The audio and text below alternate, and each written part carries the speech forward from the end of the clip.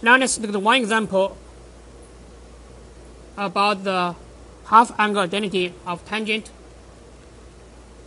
And we try to find the tangent of the 75 degrees. So this is equal to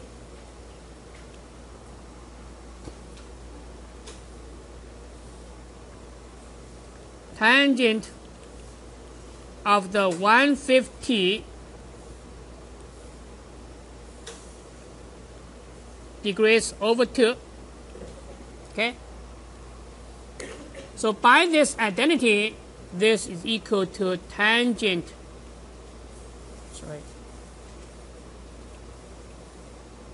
And this is equal to 1 minus cosine of 150 degrees over sine of 150 degrees.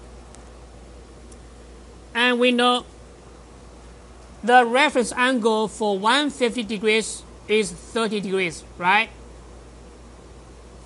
And then what is the sine of the cosine 150 degrees?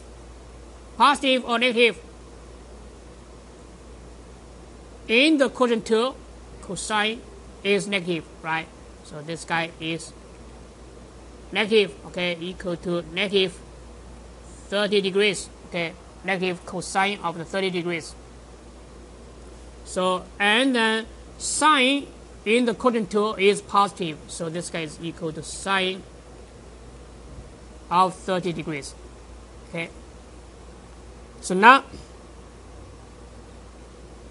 we got the value for this numerator and denominator. This is 1 plus root of 3 over 2, and this is 1/2, right? And then we multiply both the numerator and denominator by 2. Then we get 2 plus root of 3. Now let's look at the page 543, and let's look at the problem 46.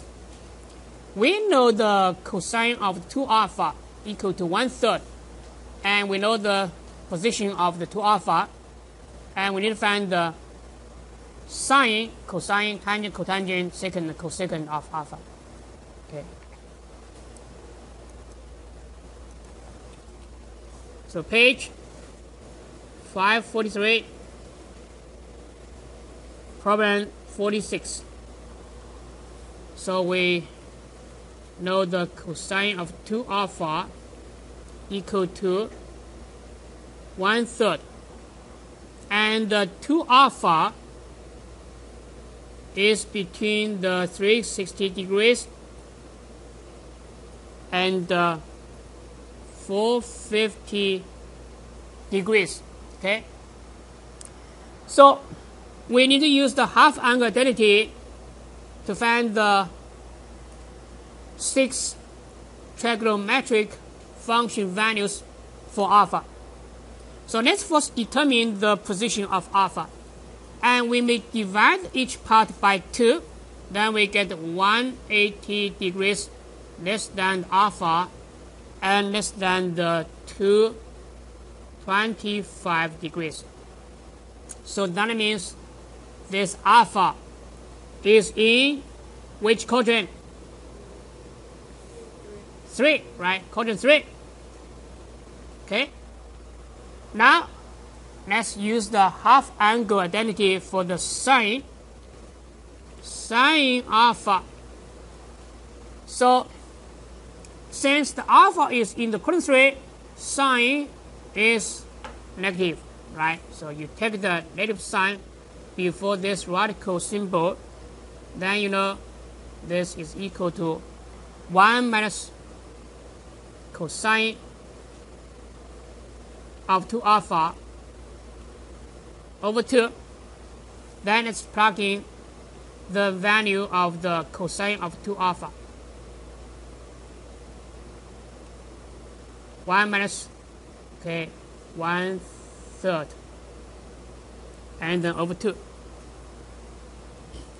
So now let's simplify, and we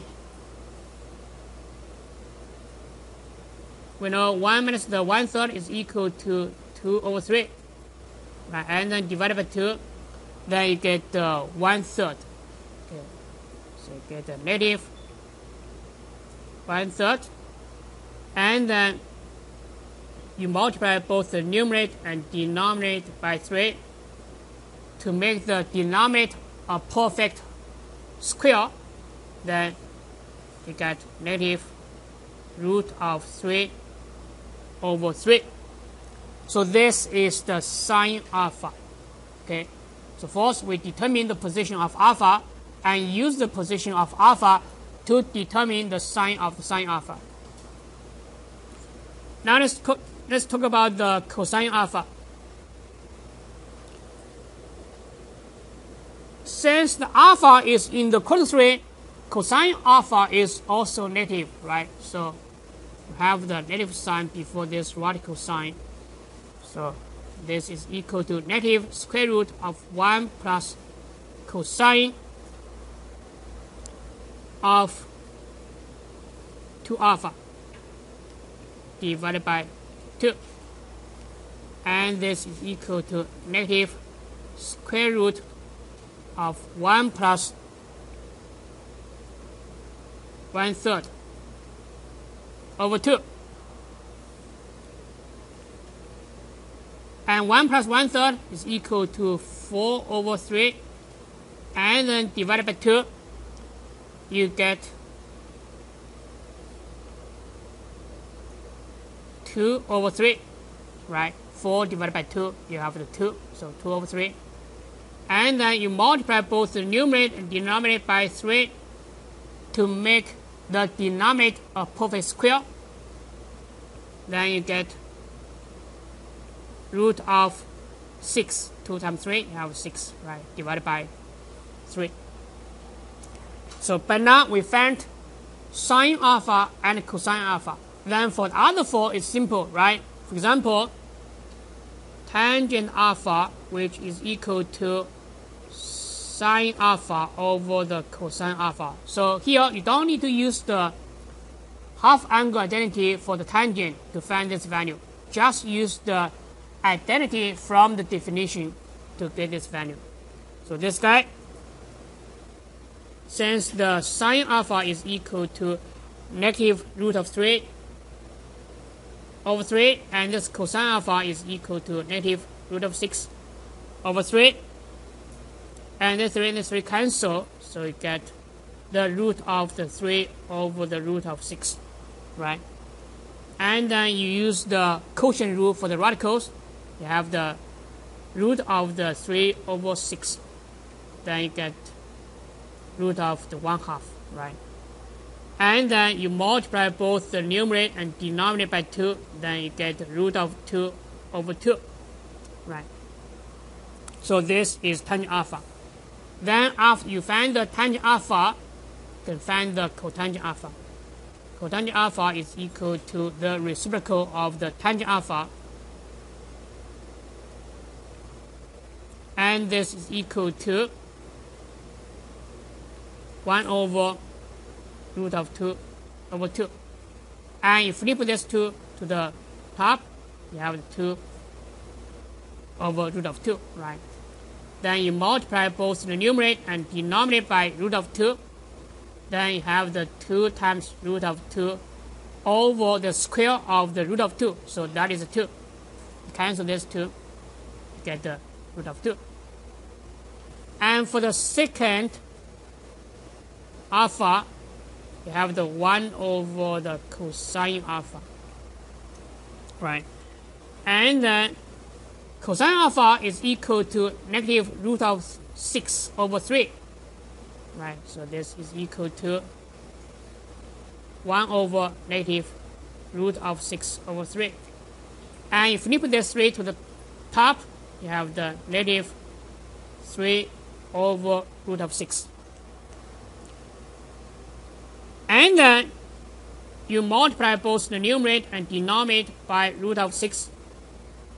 Then you get a negative 3 times root of 6 over 6. So finally you get negative root of 6 over 2.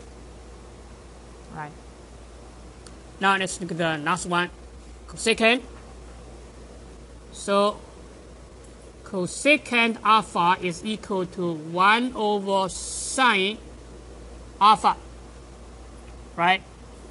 And sine alpha is equal to negative root of 3 over 3. And you flip this 3 to the top, you have the 3 over the root of 3. Then you multiply both the numerator and denominator by root of 3. You have the negative 3 times root of 3 over 3. So cancel these two 3's, you get negative root of 3. Okay. Then in this way, we find the values of all the 6 trigonometric functions for the alpha.